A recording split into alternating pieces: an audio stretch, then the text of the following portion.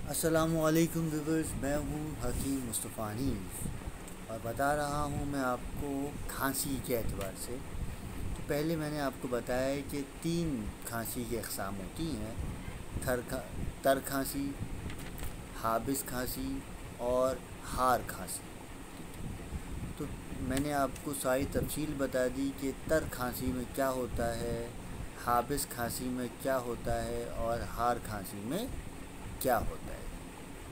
جو تر کھانسی ہے اس میں بلغم کی جو پیداوار ہے اس میں کافی اضافہ ہو جاتا ہے اور وہ جمنا شروع ہو جاتا ہے اور ناک بند یا سارے معاملات ہو جاتے ہیں۔ پھر میں نے بتایا آپ کو حابس کھانسی، اس کے اندر کیا ہوتا ہے کہ جو بھی رطوبت ہے اس کی مقدار کم ہو جاتی ہے اور یہ پھیپھڑوں کے اوپر سویلنگ کرنا شروع ہو جاتا ہے یا پھیپھڑے پہ زخم پیدا کرنا شروع ہو جاتا ہے۔ تیسرا جو ہمارا ٹاپک ہے وہ ہے ہار کھانسی، جس کو گرم کھانسی کہا جاتا ہے، جس کو نارملی طور پر دیکھا جائے تو وہ کھانسی کہا جا سکتا ہے جو بہت ہی زیادہ پرانا بلغم ہو گیا ہو، وہ اندر جم گیا ہو اور اس کے جمنے کی وجہ سے اندر پلاہٹ جم گئی ہو، جس کی وجہ سے ایک تو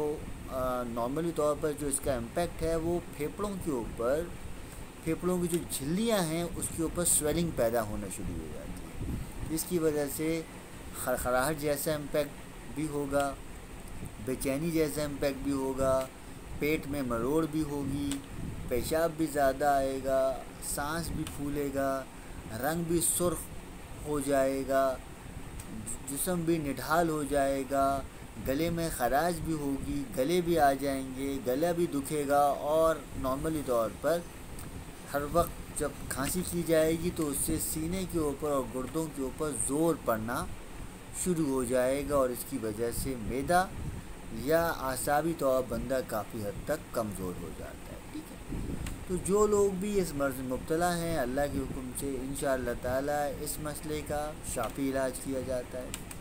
اور اس کے علاوہ بھی الحمدللہ آپ لوگ کسی بھی مرض کی صورت میں رابطہ کر سکتے ہیں، خواہ اس کا تعلق دماغ سے ہو یا معدے سے ہو، مثانے سے ہو، خواہ کسی بھی آرگن سے ہو یا کسی بھی مسئلے کے مطابق ہو، الحمدللہ ہر مسئلے کا شافی علاج کیا جاتا ہے۔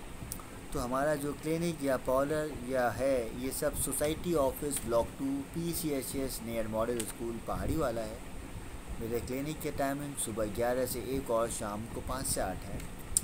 جو لوگ بھی اس ہار کھانسی مبتلا ہیں یا خشک کھانسی مبتلا ہیں ان لوگوں کو لینی ہے 5 چیزیں۔ سب سے پہلا ان کو منگانا پڑے گا ناقوس، دوسرا منگانا پڑے گا ان کو زمع عربی، تیسرا منگانا پڑے گا ان کو رب السوس، چوتھا منگانا پڑے گا ان کو نشاستہ اور 5واں منگانا پڑے گا ان کو لوٹا سچی۔ یہ 5 چیزوں کے مرکب بنے گا اور پھر اس کو پیسا جائے گا اور پھر صبح شام کھایا جائے گا۔ تو مرض کی پہ آنے سے پہلے بتا دوں بھائی، آپ لوگ مجھ سے کسی بھی مرض کی صورت میں رابطہ کر سکتے ہیں۔ جو لوگ کراچی میں ہیں تو وہ لوگ مجھ سے بالمشافہ ملاقات آ کے کر سکتے ہیں، جو لوگ کراچی سے باہر ہیں وہ فون پر بھی رابطہ کر سکتے ہیں۔ تو اس ریمیڈی میں ہمیں لینی ہے 5 چیزیں۔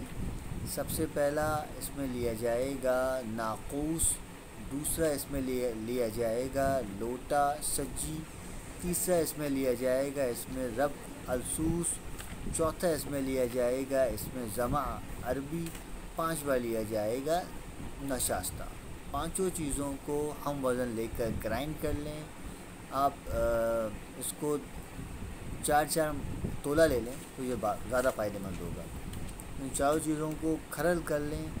کھرل کرنے کے بعد پانی کی مدد سے یا تو اس کا نجاب بنا لیا جائے، مطلب اس کی گولیاں بنا لی جائیں، یا پھر اس کو ایز اے کشتہ بنا کر 4 چٹکی صبح شام شہد میں یا روٹی میں رکھ کر اس کو نگل لیجیے۔ اللہ کے حکم سے انشاءاللہ تعالی بہت فائدہ ہوگا۔ دعاؤں میں یاد رکھیے۔ اللہ حافظ۔